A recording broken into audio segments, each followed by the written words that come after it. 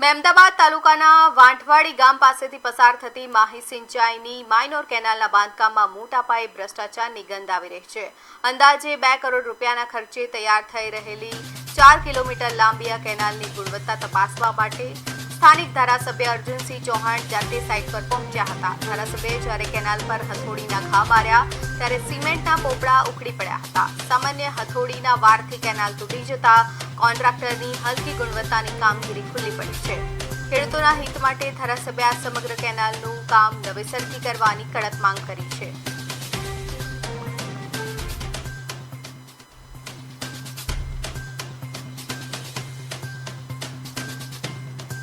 ચૂંટણી પૂરી થતાં અધિકારીઓ સાથે અમારી ટીમ સાથે અમે આ સ્થળની મુલાકાત લીધી।